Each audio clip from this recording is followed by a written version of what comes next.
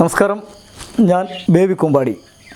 കോട്ടയം ജില്ലയിലെ പനച്ചിക്കാട് പാത്താമുട്ട എന്ന ചെറിയ ഗ്രാമത്തിൽ മുട്ടുചിറക്കുന്നിൽ വീട്ടിൽ ശാന്തകുമാറിൻ്റെയും സരോജിനി അമ്മയുടെയും 6 മക്കളിൽ 5ാമനായി പിറന്നു വീണു.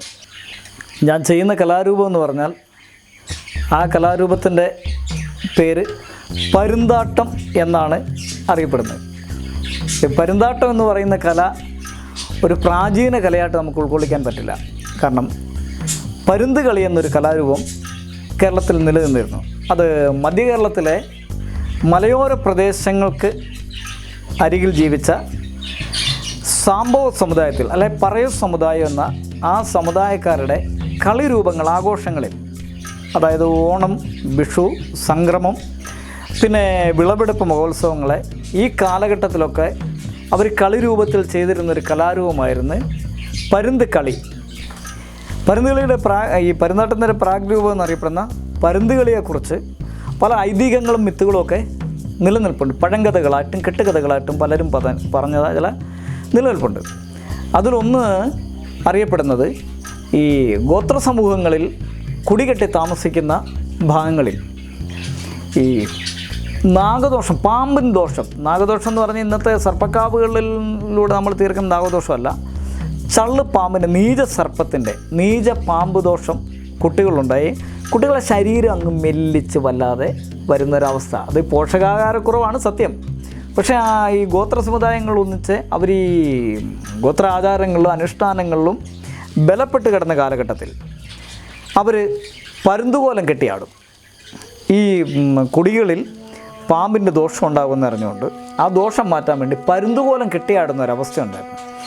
അത് ഈ ഒരു വലിയ പാമ്പിനെ പാള കൊണ്ടൊരു ഉണങ്ങിയ പാള ചേർത്ത് വെച്ച് കെട്ടി ഒരു പാമ്പിൻ്റെ മോഡൽ ഉണ്ടാക്കുക, ഒരു പാമ്പിനെ ഉണ്ടാക്കിയിട്ട് ഒരാൾ പരുന്തുകോലം കെട്ടും. പരുന്തുകോലം കെട്ടിയിട്ട് അത് ഈ ഈ പാമ്പിനെ കൊല്ലുക എന്നുള്ളത് പരുന്ത് പാമ്പും തമ്മിൽ എപ്പോഴും തമ്മിലൊരു വാശിയാണ്. ഒന്നൊന്നിനെ കൊല്ലും, നശിപ്പിക്കും. ഇതിന് പിൻപറ്റിക്കൊണ്ട് തന്നെ പരുന്തുകോലം കെട്ടും. പരുന്തുകോലം കെട്ടിയിട്ട് കത്തിച്ച് പിടിച്ചൊരു പന്തവുമായിട്ടാണ് പരുന്താട്ടക്കാരൻ ആടുന്നത്. ആടി ഈ പന്തമായിട്ട് കലിച്ചു തുള്ളി വന്ന് ഈ നീച സർപ്പത്തിനെ ഉണ്ടാക്കി വെച്ചിരിക്കുന്ന സർപ്പത്തിൻ്റെ ചോട്ടിൽ തീയിടും. തീയിട്ട് കഴിയുമ്പോൾ ഈ സർപ്പം കത്തി ചാമ്പലായി മാറും. ഈ ചാമ്പൽ വാരി അലറി ഒഴുകുന്ന ജലത്തിൽ ആൾക്കാരെ അടിച്ച് പതച്ച് ഇതിൻ്റെ ദോഷങ്ങൾ തീർക്കാൻ വേണ്ടി അലറി ഒഴുകുന്ന ജലത്തിലേക്ക് എറിയുന്നെന്ന് പറഞ്ഞൊരു മിത്ത് പറയാറുണ്ട്, ഒരു ഐതിഹ്യം പറയാറുണ്ട്. അതിന് ഒരു ആചാരത്തിൻ്റെ പിൻബലം ഉണ്ടായിരുന്നു, അനുഷ്ഠാനത്തിൻ്റെ പിൻബലം ഉണ്ടായിരുന്നു. ഇവയിലൂടെ എല്ലാമാണ് ഈ പരുന്ത് കളി അവർ ചെയ്തിരുന്നത്.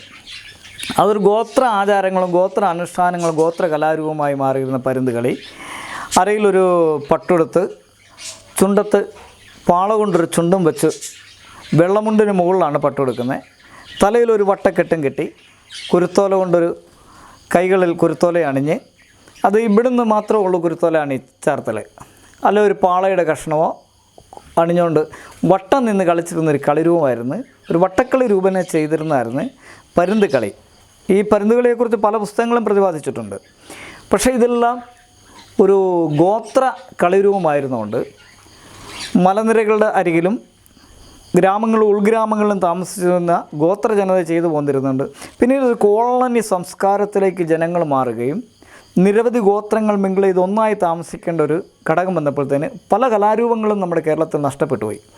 അങ്ങനെ നഷ്ടപ്പെട്ടു പോയ ഒരു പ്രധാന കലാരൂപങ്ങളിലൊന്നായിരുന്നു പരുന്ത് കളി.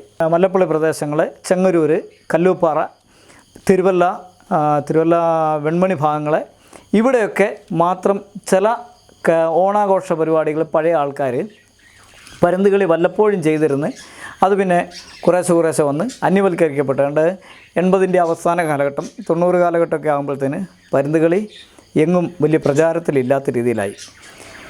ആ പ്രചാരത്തിലില്ലാത്ത കാലഘട്ടത്തിലാണ് ഞങ്ങളൊക്കെ നാടൻപാട്ട് രംഗത്തേക്ക് വരികയും അത് നാട്ടുകലകളുടെ മുത്തശ്ശി, നാടൻപാട്ടിൻ്റെ മുത്തശ്ശി എന്നറിയപ്പെടുന്ന ചങ്ങനാശ്ശേരി മലയാള അഭിമാനം മറിയാമ്മച്ചേടത്തിയുടെ കൂടെയായിരുന്നു ഞാൻ പിന്നീട് നാടൻപാട്ട് രംഗത്തേക്ക്. ചങ്ങനാശ്ശേരി SB കോളേജിൽ തൂപ്പുകാരത്തി പ്രൊഫസറായി 89-ാം വയസ്സിൽ മഹാത്മാഗാന്ധി യൂണിവേഴ്സിറ്റിയുടെ ഗസ്റ്റ് ലെക്ചറായി മാറേണ്ടി വന്ന മറിയാമ്മച്ചേടത്തി, മറിയാമ്മ ജോൺ, അമ്മയുടെ പുസ്തകം കൊണ്ട് മാണിക്യം പെണ്ണെന്ന് പറഞ്ഞ് ഒരു പുസ്തകം എടുത്തിട്ടുണ്ട്.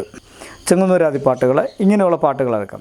അങ്ങനെ അമ്മയുമായിട്ട് ഒരു പരിപാടിയുടെ യാത്രയിലാണ് അമ്മ ഈ പരുന്തുകളിയെക്കുറിച്ചൊരു സംശയം തോന്നി അമ്മയുടെ ചക്കി എന്നൊരു ചെമ്പരുന്ത് എന്ന പാട്ടിൻ്റെ സംശയത്തിൽ അമ്മയോട് ചോദിക്കുമ്പോഴാണ് അമ്മ ഈ പരുന്തുകളെക്കുറിച്ച് ഒരു വിശദാംശം നൽകുകയും ആ വിശദാംശത്തിൻ്റെ ഭാഗമായി പരുന്തുകളെ അതേ രീതി ക്രിയേറ്റ് ചെയ്താൽ ജനങ്ങൾ ഒരു ഗോത്രകലയായിരുന്നുകൊണ്ട് പിന്നൊരു വട്ടക്കളി രൂപത്തിലുണ്ടായിരുന്നുണ്ട് അതൊരു വലിയ ഒരു അട്രാക്ഷൻ അതിനുണ്ടാകത്തില്ല എന്നുള്ള ഒരു കരുതലിലാണ് അതിനൊരു മാറ്റം വരുത്തുക എന്നുള്ള തീരുമാനം, അനേകം നാളത്തെ തീരുമാനം, പല സുഹൃത്തുക്കളോടും നല്ല സുഹൃത്തുക്കളോട് ഉള്ള ചർച്ച, പ്രദീപ് പാടനാട്, അതുപോലെ ദാസ് ചങ്ങനാശ്ശേരി, കുഞ്ഞുമോൻ ശാന്തിപുരം, ഇങ്ങനെയുള്ള നാടൻപാട്ട് രംഗത്ത് നല്ല അധികായന്മാരായ കുറേ ആൾക്കാരുമായിട്ട് സംസാരിച്ചതിന് ശേഷമാണ് ഇതിനൊരു ജോസ് മാമൂട് അടക്കമുള്ള കലാകാരന്മാരുമായിട്ട് താളക്രമത്തിൻ്റെ തന്നെ നല്ലൊരു വ്യക്തിത്വമാണ് ജോസ് മാമൂട്. അങ്ങനെ വന്നപ്പോഴത്തേനാണ് ഇതിലൊരു മാറ്റം വരുത്തുന്നത്, അതിൻ്റെ ആഭരണങ്ങളിലും എല്ലാം മാറ്റം വരുത്തുക എന്ന് ചിന്തിച്ചു. അങ്ങനെ പുതിയൊരു കലാരൂപത്തിൻ്റെ സൃഷ്ടിയിലേക്ക് കടന്നാണ് പരുന്താട്ടം. പിന്നെ അതുപോലെ തന്നെ ഞാൻ പഠിച്ച കളരി സമ്പ്രദായത്തിൽ, തെക്കൻ നാട്ടുകളരി സമ്പ്രദായത്തിൽ, മൃത്തുഹാരി എന്ന കളരി സമ്പ്രദായത്തിൽ പുലിയള്ള ചോടെ, പരുന്തേറ്റ ചോടെ, ഇങ്ങനെ ചില ചുവടുകളും അത് ഏത് എഡ്ജിലും നമുക്ക് നിൽക്കാവുന്നതാണ്. അങ്ങനെയുള്ള ചുവടുകളും ആ ചുവടുകളെയും താളക്രമമായിട്ട് കൂട്ടിച്ചേർത്തപ്പോഴത്തേന് അതിലൊരു നൃത്ത രൂപേണ അതിനെ ഒരു ആകർഷണീയമാക്കാൻ നമുക്ക് സാധിക്കുന്നെന്ന് മനസ്സിലായി. ഇങ്ങനെയാണ് ഈ പരുന്താട്ടം എന്നൊരു കലാരൂപം സൃഷ്ടിച്ചെടുക്കാൻ വേണ്ടി ഉള്ളൊരു പുറപ്പാടുണ്ടായത്. സദസ്സരും ഒന്നാകുന്ന ഒരവസ്ഥയിലേക്ക് മാറ്റിയെടുക്കാമെന്ന്. പിന്നെ അതിനെ പഠനാത്മകമായി മുന്നോട്ട് പോയപ്പോഴത്തേന് അതിന് താളങ്ങളുണ്ടാക്കി, പാട്ട് തന്നെയല്ല താളങ്ങളുണ്ടാക്കി, അതുപോലെ തന്നെ താളങ്ങളുള്ള ചുവടുകളുണ്ടാക്കി, കളത്തിൽ വരവ്, നേർനിൽപ്പ് എന്ന് പറഞ്ഞാൽ നേരെ സെൻട്രലേക്ക് വന്നിട്ട് നേർനിൽപ്പ് നിന്ന് ചിറകുകളെ ഉയർത്തി നേരെ ചുണ്ടൊരു സൈഡിലോട്ട് പൊക്കി പിടിച്ചുകൊണ്ട് ഒരു പരുന്തിൻ്റെ രീതിയിൽ തന്നെ നോക്കിയിട്ട് ആ നിലപാടിൽ നിന്നുകൊണ്ട് അതാണ് നിലപാട്. നേർനിൽപ്പിൽ നിന്ന് നിലപാടിലേക്ക് മാറി, നിലപാടിൽ നിന്ന് വട്ടച്ചുവടിലേക്ക് മാറുക. അപ്പോൾ ആദ്യ കാലഘട്ടത്തിൽ ഞാൻ ആടിയിരുന്നത് കുരുത്തോല കയ്യിൽ ഇങ്ങനെ ഞാത്തിയിടും. കുരുത്തോല കീറിയിട്ട് അതിൻ്റെ ഈർക്കിലെല്ലാം കളഞ്ഞതിന് ശേഷം കുരുത്തോല കയ്യിൽ ഞാത്തിയിട്ടിട്ട് ചിറക് പോലെ കണ്ടിച്ചെടുത്തിട്ട് അതിങ്ങനെ വരുമ്പോഴത്തേക്ക് നല്ല ഭംഗിയാണ് കാണാൻ. ഈ കുരുത്തോല ചിറകിട്ട് പാള കൊണ്ട് നമ്മുടെ പാള കൂട്ടിയെടുത്ത് ചുണ്ടുണ്ടാക്കും. പരുന്തിൻ്റെ ചുണ്ട് തലയിലൊരു വട്ടക്കെട്ടും ആയിട്ട് മുണ്ട് തറ്റെടുത്ത് ശരീരത്ത് പരുന്തിൻ്റെ തൂല് പോലെ ചെറുതൂലുകൾ വരച്ച് ചേർത്തായിരുന്നു ആദ്യ കാലഘട്ടത്തിൽ പരുന്ത് ആടിയിരുന്നത്. ഇതിന് ഈ ഒരു പുതിയ കലാരൂപത്തിൻ്റെ ഒരു ക്രിയേഷൻ കണ്ടപ്പോൾ ജനങ്ങൾ ഇതിനെ ശരിക്കും ഉൾക്കൊണ്ട്. പരുന്താട്ടം ഒരു നൂതന കലാരൂപമാണ്. ഇത് ഒരു പ്രാചീന കലാരൂപമല്ല. പ്രാചീന കലാരൂപം പരുന്ത് കളിയായിരുന്നു. പരുന്താട്ടം ഒരു നൂതന കലാരൂപമാണ്. അപ്പോൾ ഇതിൻ്റെ വേഷത്തിൽ ഒരു നൂതനത്വമുണ്ട്. തിളക്കം മാറുന്ന വസ്ത്രങ്ങൾ, അതുപോലെ തന്നെ അരയും തലയും മുറുകയായിരിക്കണം ഏതൊരു കലാകാരനും നിൽക്കേണ്ടത്.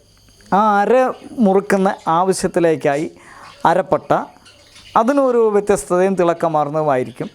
അതുപോലെ തന്നെ തലമുടി പരുന്തിൻ്റെ തലയ്ക്ക് അനുയോജ്യമാകുന്ന രീതിയിൽ തൂവലുകൾ പിന്നിലേക്ക് വരുന്ന രീതിയിൽ തലപ്പറ്റ്, അതുപോലെ തന്നെ കാൽക്കച്ച, തള, ഈ വക കാര്യങ്ങളാണ് പരുന്താട്ടത്തിന് വസ്ത്രമായിട്ട് ഉപയോഗിക്കുന്നത്. അതേപോലെ തന്നെ കണ്ണെഴുതുക. ആദ്യമായിട്ട് കറുത്ത കളർ കൊണ്ട് കണ്ണൊന്ന് വരച്ചിട്ട് അതിനുള്ളിൽ ചുവന്ന കളർ ഇട്ടിട്ട് അത് മേൽ കൺപോളയ്ക്ക് മുകളിലൂടെ മഞ്ഞ കളറിൻ്റെ നേരിയ രീതിയിൽ ലൈൻ ഇടുക. അതിനുശേഷം ഈ വരച്ച ഈ കറുപ്പിന് മുകളിലൂടെ വെളുത്ത പെയിൻറ്റ് കൊണ്ട്, വെളുത്ത കളർ കൊണ്ട് നമ്മൾ ഈ തൂവലുകൾ, കൺപീലികൾക്ക് സമാനമായ തൂവലുകളെ ഇങ്ങനെ വരച്ചെടുത്ത് കഴിയുമ്പോഴത്തേന് ആ കണ്ണ് സ്വയം ചുരുങ്ങി തരികയും പരുന്തിൻ്റെ സൂക്ഷ്മമായ നോട്ടം, പരുന്തെന്ന് പറഞ്ഞാൽ അങ്ങ് അകലങ്ങളിൽ നിന്ന് താഴെ കാണുന്ന തൻ്റെ ഇരയെ വിദൂരതയിൽ നിന്ന് കണ്ടെത്തുകയും നിമിഷങ്ങൾക്കുള്ളിൽ അതിൻ്റെ അടുത്ത ഇരയെ റാഞ്ചിയെടുക്കുകയും ചെയ്യുന്ന ഒരു ജീവിയാണ് പരുന്ത്. അതുകൊണ്ട് പരുന്തിൻ്റെ വിദൂര കാഴ്ച എന്ന് പറഞ്ഞാൽ വിജ്ഞാനത്തിൻ്റെ വിദൂര കാഴ്ചയും കൂടെയാണ്. ആ ഒരു അവസ്ഥയാണ് പരുന്താട്ടക്കാരൻ്റെ വേഷവിധാനങ്ങളുടെ അവസ്ഥ. ഇതാണ് പരുന്താട്ടത്തിന് ഉപയോഗിക്കുന്ന ചുണ്ട്. ഈ ചുണ്ട് നിർമ്മിച്ചിരിക്കുന്നത് പാലയുടെ തടിയിലാണ്. പാലയുടെ തടിയിലാണ്, കൂനമ്പാല എന്ന് പറയുന്ന പാലയുടെ തടിയിലാണ് ഈ ചുണ്ട് നിർമ്മിച്ചിരിക്കുന്നത്. ഈ ചുണ്ട് ചലിക്കുന്നതാണ്, ഇതിൻ്റെ അകത്ത് ലോക്കുള്ളതാണ്. നമുക്ക് എന്ത് സാധനങ്ങളും കൊത്തിയെടുക്കാം, അതേ രീതിയിൽ വാ പുലർന്നിങ്ങനെ ഇരിക്കുകയും ചെയ്യാം. അതാണ് ഈ ചുണ്ടിനെ അത് കൊത്തിയെടുക്കുമ്പോൾ ഒരു സാധനങ്ങൾ കൊത്തിയെടുക്കാൻ ഒരു ബലാകരമായ രീതിയിൽ അത് കൊത്തിയെടുക്കാൻ വേണ്ടി ഇതിൻ്റെ വെള്ളിയാണ് ഇതിൽ ഉപയോഗിച്ചിരിക്കുന്നത്. ഞാൻ ഉപയോഗിച്ചിരിക്കുന്നത് വെള്ളി പൊതിഞ്ഞ് ആണ് ഉപയോഗിച്ചിരിക്കുന്നത്. ഞാൻ പരുന്തിൻ്റെ ചുണ്ട് വെള്ളിയെന്നല്ല, ഇതൊരു കലാരൂപമായതുകൊണ്ട് വെള്ളി പൊതിഞ്ഞും ആകർഷണീയമായ പെയിൻറ്റിങ്ങിലൂടെയാണ് ഈ ചുണ്ട് ഞാൻ ഉപയോഗിച്ചിരിക്കുന്നത്. ഈ ഈ തുണികളെല്ലാം ഉണ്ടെന്ന് പറഞ്ഞാൽ ഇത് മുഖം മറയ്ക്കാനുള്ള തുണികളാണ്. ഈ 2 ചരടിലാണ് ഇതിൻ്റെ ബാലൻസിങ് മുഴുവൻ നിൽക്കുന്നത്. ഈ രണ്ട് ചരടിലാണ് നിൽക്കുന്നത്. ഈ ചരടിൽ ബാലൻസ് ചെയ്യുമ്പോഴത്തേന് നമുക്ക് നമ്മുടെ ആവശ്യത്തിന് മുറുക്കുകയും അയക്കുകയും ചെയ്യാം. അതേ രീതിയിൽ തന്നെ നാക്കുകൊണ്ട് ഈ ലോക്ക് തട്ടിക്കഴിഞ്ഞാൽ, ഇതാണ് അതിൻ്റെ ലോക്ക്, ഇതാണ് ലോക്ക്. ഈ ലോക്ക് തട്ടിക്കഴിയുമ്പോഴത്തേന് ഇത് ഉയർന്നും താന്നും വരും. പിന്നെ അതാണ് ഈ പരുന്താട്ട കലയിലെ ഒരു വലിയ വിഷമമുള്ള ഭാഗമാണ്. ഒരു കളി തുടങ്ങി തീരുന്നവരെ, ചില റോഡ് ഷോ അടക്കമുള്ള കളി തുടങ്ങി തീരുന്നവരെ മണിക്കൂറുകളോളം ഇത് വായുടെ ഉള്ളിലേക്ക് ഇരിക്കുന്നതുകൊണ്ട് ഉമിനീർ പോലും ഉള്ളിലേക്ക് വലിക്കാൻ ഒരു ബുദ്ധിമുട്ട് വരും. ജലം കുടിക്കാനും അഴിച്ചു മാറ്റിയെങ്കിലേ ചെയ്യാൻ പറ്റത്തുള്ളൂ. ഇത്തരം ബുദ്ധിമുട്ടുകളാണ് ഇതിലുണ്ടാകുന്നത്. അതുകൊണ്ട് ഈ ചുണ്ട് ഇത് കലാരംഗത്ത് തന്നെ കഥകളിയും ഗരുഡൻ തുടങ്ങിയ എൻ്റെ കിരീടവും ചുണ്ടുകളും ഉണ്ടാക്കുന്ന നല്ല സമൃദ്ധരായ ആശാരിമാരാണ് ഈ ചുണ്ട് കൃത്യമായ അളവിൽ ഉണ്ടാക്കി തരുന്നത്. അതിനുശേഷം ഒരു പനയോലയെ 2ആയിട്ട് കീറിയെടുത്തിട്ട് ഇതിൻ്റെ ചുവടിലെ ഒരു 4 ഓല വെച്ച് 2 സൈഡിൽ നിന്ന് കീറിയെടുത്തിട്ട് ഈ ഓല പിരിച്ച് കെട്ടി ഇത് മുറുക്കിയിട്ടാണ് ഇത് ഈ പിന്നിലോട്ട് വെച്ചിട്ട് ഈ ഓല കക്ഷത്തിനടിയിൽ കൂടെ എടുത്ത് പിന്നിലാണ് കെട്ടുന്നത്. ഒരിക്കലൊരു യാത്രാവേളയിലാണ് ഈ പനയോല വളർന്നു നിൽക്കുന്ന ആ കാഴ്ച കണ്ട് പരീക്ഷണാർത്ഥം അപ്പോൾ ഒന്ന് മാറി നോക്കാമെന്ന് വെച്ച് ഒരു പനയോല എടുത്തുകൊണ്ട് വന്ന് സ്വന്തം വീട്ടുമുറ്റത്ത് തന്നെ ഒന്ന് ഒരുങ്ങി നോക്കിയപ്പോഴത്തേന് അത് നമുക്ക് അനായാസം പനയോല ചലിപ്പിക്കാനും, അത് ആദ്യകാലത്ത് വലിയ പനയോല വെട്ടിയെടുത്ത് ഷേപ്പ് ചെയ്തെടുക്കുമായിരുന്നു. അപ്പം പനയോല ചലിപ്പിക്കാനും ഈ പനയോല നമ്മുടെ ആകർഷണീയതയെ നമ്മൾക്ക് വഴങ്ങുന്ന രീതിയിൽ കൊണ്ടുവരാനും പറ്റുമെന്ന് മനസ്സിലാക്കുകയും പിന്നെ ഈ പനയോലയുടെ ആ ഓരോ രീതിയും പനയോല എങ്ങനെ പ്രൊമോട്ട് ചെയ്ത് കൊണ്ടുവരാമെന്നുള്ള ആദ്യം വലിയ പനയോലയിൽ നിന്ന് തുടങ്ങി ഇപ്പോൾ ഇടത്തരം പനയോലയിലേക്ക് മാറിയപ്പോഴത്തേന് അതൊരു ചിറകിൻ്റേതായ ഭാവത്തിലേക്ക് കൊണ്ടുവന്ന് അതിൻ്റെ ആട്ടവും അതിന് ഞാൻ പനയെക്കുറിച്ച് തന്നെ പഠിച്ച് അത് ഈ നമ്മുടെ പാമ്പാടി, കൂരോപ്പട, പങ്ങട അതുപോലെയുള്ള ഭാഗങ്ങളെ, കൊടുങ്ങൂര്, ഈ ഭാഗങ്ങളിലൊക്കെ പന വെട്ടുകാരോട് ചോദിച്ചപ്പോഴത്തേനും പെട്ടെന്ന് കീറാത്ത പനയോലയെക്കുറിച്ച് അവർ നമുക്കൊരു പഠനം തന്നു. ആ പഠനം അനുസരിച്ചാണ് ആ പനയോല ഞാൻ തിരഞ്ഞെടുക്കുന്നത്. ആ തിരഞ്ഞെടുക്കുമ്പോഴത്തേന് ആ പനയോല കിട്ടി ആടാൻ തുടങ്ങിയപ്പോഴത്തേന് ഒന്നും കൂടി ആകർഷണീയതയാണ്.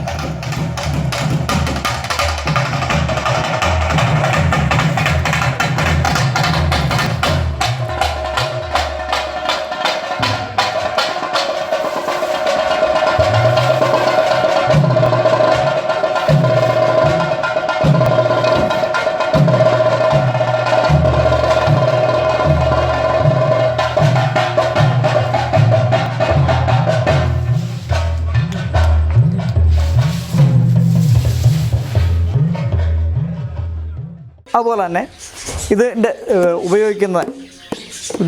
ഞാൻ ഉപയോഗിച്ചുകൊണ്ടിരുന്ന വാദ്യോപകരണങ്ങൾ ചെണ്ട, പിന്നെ തകിൽ, അതുപോലെ തന്നെ കരു, മരം, പറ, തുടി കൈത്താളം. ഈ 7 വാദ്യോപകരണങ്ങളാണ് നമ്മൾ കലാരംഗത്ത് ഉപയോഗിച്ചുകൊണ്ടിരിക്കുന്നത്. ഈ ചെണ്ടയുടെ താളവും തകിലിൻ്റെ താളവും കരുവിൻ്റെ മരം എന്നൊക്കെ പറഞ്ഞ് 7 മലയ്ക്കപ്പുറം കേൾക്കുന്ന താളക്രമമുള്ള വാദ്യോപകരണമാണ് മരം. ഗോത്രകലകൾ അതിൻ്റെ പഴക്കം എത്രയാണെന്ന് അറിയത്തില്ല. മരം എന്ന വാദ്യോപകരണത്തിൻ്റെ പഴക്കം ലോകത്തിൽ ആർക്കും നിർവചിക്കാൻ പറ്റിയിട്ടില്ല. കാരണം ആദിമ സമൂഹങ്ങളുടെ കാലങ്ങളിൽ തന്നെ ഉള്ളു പോയ മരം മുറിച്ചെടുത്ത് അതിനെ ചത്ത മൃഗത്തിൻ്റെ തോലുകൊണ്ട് മാടി വലിച്ചു മുറുക്കി അവർ കൊട്ടിക്കൊണ്ടിരുന്ന ഉപകരണമാണ് മരം. ആ മരത്തിൻ്റെ ശബ്ദം 7 മലയ്ക്കപ്പുറം മുഴങ്ങിക്കേൾക്കുന്ന ആ മരമൊക്കെയാണ് നമ്മൾ പരുന്താട്ടത്തിന് ഉപയോഗിക്കുന്നത്. പിന്നെ പരുന്താട്ടത്തിന് ചില പാട്ടുകൾ ഉപയോഗിക്കുന്നത്. ചക്കി എന്ന ചെമ്പരുന്ത്, കണ്ടൻ എന്ന കരിമ്പരുന്ത്. ഈ ആശയത്തിന് പിന്നിൽ തന്നെ ഒരു വലിയ കാഴ്ചപ്പാടുണ്ട്. വലിയൊരു കാഴ്ചപ്പാടുണ്ട്. ചക്കി എന്ന് പറഞ്ഞാൽ ശക്തി, അമ്മ, സ്ത്രീ. ചക്കി എന്ന ചെമ്പരുന്ത്, കണ്ടൻ എന്ന കരിമ്പരുന്ത്. ഇതാണ്, അതായത് ദ്രാവിഡ വംശത്തിൻ്റെ കാലഘട്ടമാണ്, ആദി ദ്രാവിഡ സമൂഹത്തിൻ്റെ സാംസ്കാരിക കാലഘട്ടമാണ് ചക്കി എന്ന ചെമ്പരുന്ത്. തന്നെ കൂടി ചമച്ച്, അത് ആവാസ വ്യവസ്ഥിതിയാണ്. തന്നെ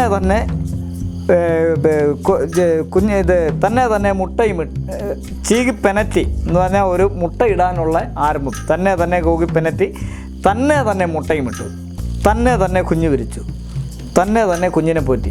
എല്ലാം സ്വയം ഒരു ആവാസ വ്യവസ്ഥിതി മുതൽ വൈജ്ഞാനിക തലങ്ങളിലൂടെ ഒരു സന്തതിയെ വളർത്തിക്കൊണ്ട് വരുന്ന ഒരു സാംസ്കാരിക ബോധം സ്വയം നിർവഹിച്ച ആദി ദ്രാവിഡ ശക്തി ആരാധനയിൽ പ്രമുഖമായിരുന്ന ആദി ദ്രാവിഡ സമൂഹമാണ് ചക്കി എന്ന ചെമ്പരുന്ത് എന്ന ഒറ്റ വാക്കുകൊണ്ട് അർത്ഥമാക്കുന്നത്. സ്വയം പ്രാപ്തമായ ആ സമൂഹത്തിലേക്കാണ് വടക്കിൻ്റെ അധിനിവേശമായ ആര്യാവർത്തനത്തിൻ്റെ കടന്നുവരവ്. ഹിന്ദുക്കുഷ് പാമൽ പർവ്വത നിരയിലൂടെ കടന്നു വന്ന ആര്യാവർത്തനങ്ങൾ കാലങ്ങളോളം ഇവിടെ നടത്തിയ ഒരു സമര പോരാട്ടമായിരുന്നു ആദി ദ്രാവിഡരും ആര്യന്മാരും തമ്മിലുള്ള.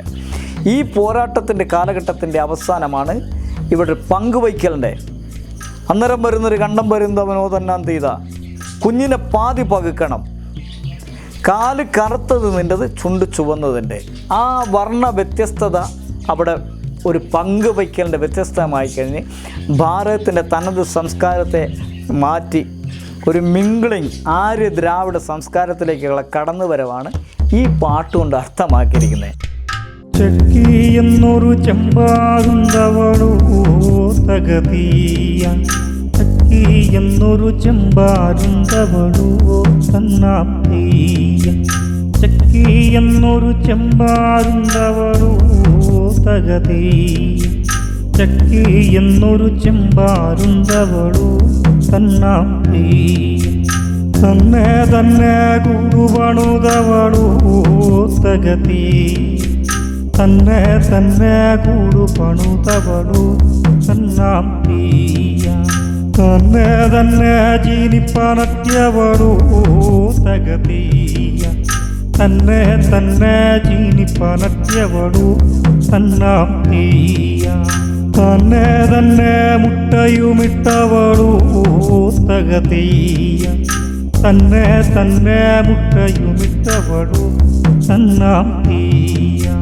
തന്നെ പൊരുന്തിരുന്നവളോ തകതീയ, തന്നെ പൊരുന്തിരുന്നവളോ തന്നാപ്തീയ, തന്നെ കുഞ്ഞു വിരിച്ചവളോ തകതീയ, തന്നെ കുഞ്ഞു വിരിച്ചവളോ തന്നാപ്തീയ, അത്തരം വന്നൊരു കണ്ടം വരുന്നവളോ തകതീയ, അന്നേരം വന്നൊരു കണ്ടം വരുന്നവനോ തന്നാപ്തീയ.